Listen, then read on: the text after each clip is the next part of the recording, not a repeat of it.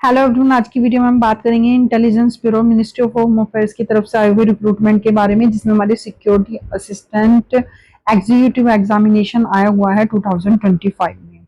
इसमें total vacancies की बात करें तो इसमें हमारी जो वैकेंसीज आई हुई हैं, इसमें टोटल वैकेंसीज हमारी स्टेट वाइज आई हुई हैं, जिसमें किसी भी स्टेट से आप बिलोंग करते हैं आप अप्लाई कर सकते हैं।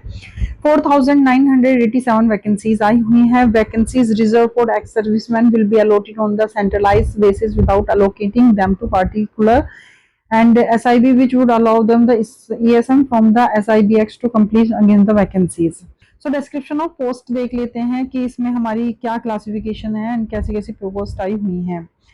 ये central general central service non gazetted non ministerial है, ग्रुप सी की वैकेंसी है एंड ग्रुप सी की हमारी ये वैकेंसीज आई हुई हैं। लेवल 3 का पे स्केल है, जिसमें पे स्केल हमारा 21,700 से लेकर 69,100 रहने वाला है। The pay matrix plus admissible central government allowances, ये हमारा इसमें पे स्केल रहेगा। एंड एसेंशियल क्वालिफिकेशन की बात करें तो इसमें आपका matriculation from equivalent from a recognised board या बोर्ड ऑफ एजुकेशन से कंप्लीट होना चाहिए। साथ ही आपके पास डोमिसाइल सर्टिफिकेट होना चाहिए of the state against which candidates has applied. जिस भी स्टेट से आप अप्लाई कर रहे हैं उसका आपके पास डोमिसाइल सर्टिफिकेट होना चाहिए। Knowledge of one of the language and mention in the table above against each SIB. यहाँ पर लैंग्वेजेस दी गई हैं, इनमें से एक आपके पास लैंग्वेज आनी चाहिए, जिसमें हिंदी एंड पंजाबी भी है and English and Hindi Punjabi ये सारी लैंग्वेजेस हमारी आई हुई हैं।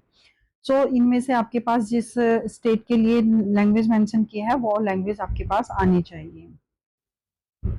Field experience and intelligence work है हमारा डिजायरेबल में। एज लिमिट की बात करें तो 18 से 27 के बीच में आपकी एज होनी चाहिए। And age relaxation as given per government rules OBC SC ST के लिए। knowledge of languages dialect, candidates applying for the vacancies of particular SIB are required to possess knowledge of any one of the languages mentioned against it. They should be able to read, write, speak and that languages. So ये जो languages दी गई हैं, जिस भी state के सामने जो language, उनमें से एक लैंग्वेज आपके पास आनी चाहिए एंड उसमें आपको रीडिंग राइटिंग एंड का स्किल होना चाहिए। ये हमारा इसमें दिया गया है नॉलेज ऑफ लैंग्वेजेस के लिए। सर्विस लाइबिलिटी क्या है हमारे पास? The post involve all India transfer liability, therefore the candidates willing to serve anywhere in India only need to apply. Apply करने से पहले आपको ये चीज ध्यान में रखनी है कि आप किसी भी इंडिया के कहीं पर भी सर्व कर सकते हैं, करेंगे। सो ये आपके दिमाग में माइंड होना चाहिए कि आपका ट्रांसफर कहीं पर भी हो सकता है। ऑल ओवर इंडिया की जॉब है। स्कीम ऑफ एग्जामिनेशन की बात कर लेते हैं। Online exam of objective type MCQ divided in the 5 parts containing 20 questions of 1 marks each. And इसमें हमारा जो मार्क्स है 100 मार्क्स का क्वेश्चन होंगे, जिसमें general awareness, quantitative aptitude, reasoning, English language, general studies and 1/4 की हमारी नेगेटिव मार्किंग होगी। 1 आवर का टाइम होगा। राइटिंग एग्जाम डेस्क्रिप्टिव टाइप होगा, जिसमें हमारा ये टायर 2 होगा। इसमें हमारा एग्जाम टायर 1, टायर 2, टायर 3 होंगे, जिसमें टायर 1 में हमारे ऑब्जेक्टिव क्वेश्चंस पूछे जाएंगे एंड टायर 2 में हमारा रिटन एग्जाम डेस्क्रिप्टिव टाइप होगा, जिसमें translation of a passage of 500 words from up to the language English and vice versa. जो भी आपने लैंग्वेज सेलेक्ट की है इंग्लिश से, उसमें कन्वर्ट करना होगा। ये 50 मार्क्स का होगा, 1 आवर का टाइम दिया जाएगा। सेकंड टायर थी हमारा इंटरव्यू, पर्सनैलिटी टेस्ट होगा 50 मार्क्स का। 50 मार्क्स का ये हमारा होगा। सेंटर ऑफ द एग्जामिनेशन, यहाँ पर कुछ सेंटर्स दिए गए हैं। The candidates has to indicate options choices as examination centre for online tier 1 exam from the following list. यहाँ पर कुछ नोट दिया गया है। Applicant should carefully select the SIB city of examination carefully and indicate them correctly in his or application. SIB या city of examination once opted will not be changed any circumstances. एक बार आपको language SIB अगर आपने select किया, उसके बाद कोई भी चेंज नहीं किया जाएगा। Selection of the candidates. The candidates has appear in the tier 1 at the one of the 5 centers related to him. Out of his her choice of the 5 cities, there will be negative marking 1/4 marks of each wrong answers. No marks would be awarded and on attempted questions, the question mark as reviewed by the candidates will not be considered for the evolution in order to achieve quantitative, मतलब कहने का ये है कि आपको 5 centres tyre 1 के लिए दिए जाएंगे, चॉइसेस आपकी 5 सेंटर्स की है, उसके बाद उसमें से एक आपको सेंटर्स दे दिया जाएगा, 1/4 की नेगेटिव मार्किंग होगी एंड ये सब इसमें टायर 1 में हमारा बताया गया है। In order to achieve qualitative selections and recruit the best availability talent, there would be the cutoff marks out of 100 in tier 1 as under। ठीक है, उसके बाद हमारा जनरल 30 है, ओबीसी 28 है, SC ST 25 and EWS 30। On the basis of the performance of the tier 1 examination, qualified candidates would be shortlisted for tier 2, 10 times the number of vacancies subject to the candidates that the candidates should be have scored minimum cutoff in tier 1।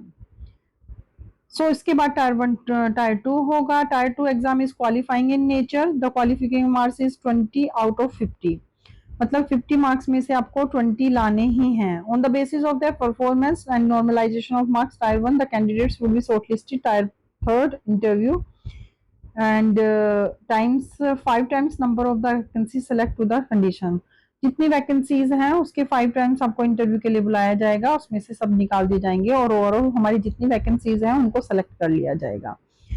Minimum qualifying marks 20 out of 15 tyre 2nd exam. Final selection to the post would further be subject to successful completion of the character and the antecedent verification followed by the medical examination. Appointment to the post will be temporary, however appointment in the permanent capacity will be depend on the various factors governing permanent appointment in such post in forces at a time। Important days 26 से exam start हो जाएंगे, 17 अगस्त इसकी last date रहने वाली है and last date हमारी 17 अगस्त रहेगी। Application should be submitted online registrating by logging on the MHA website और या फिर ncsgovernment.in पर। यहाँ पर कुछ जनरल इंस्ट्रक्शंस दिए गए हैं जो आपको फॉर्म को फिलअप करने के टाइम पर ध्यान रखने हैं कि आपका जो स्कैन सिग्नेचर कितना होना चाहिए, आपकी फोटोग्राफ्स कितनी होनी चाहिए, तो ये सब चीजें यहाँ पर बताई गई हैं। हाउ टू अप्लाई बता दिया है, कैसे अप्लाई करना है, आपको जाना है वेबसाइट पर। देन उसके बाद स्टेप 1 है रजिस्ट्रेशन, स्टेप 2 है completion of application form and उसके बाद है बात करें एप्लीकेशन चार्जेस की तो हमारे 650 हैं जनरल EWS और OBC के लिए, SC ST एंड हमारे जो वुमेन के लिए 550। मोड ऑफ पेमेंट की बात करें तो application will be integrated the payment gateway and the payment process can be completed by following the instruction. Payment can be made online by the SBI pay and visa master card. Online payment आपको करनी है credit cards, internet banking, UPI and SBI challan से। Closing date हमारी 17 अगस्त रहेगी, तो उससे पहले आपको फॉर्म फिलअप करना है। सारी इंस्ट्रक्शन, सारी कंडीशंस आपको बता दी गई हैं। इसके बाद भी अगर आपकी कोई क्वेरी, कोई डाउट है तो आप हमें कमेंट कर सकते हैं। नोटिफिकेशन का लिंक आपको डिस्क्रिप्शन में मिल जाएगा, आप वहां से पूरा नोटिफिकेशन पढ़ने के बाद ही फॉर्म को फिलअप करें एंड उसके बाद भी आपका कोई डाउट है तो आप हमें कमेंट कर सकते हैं।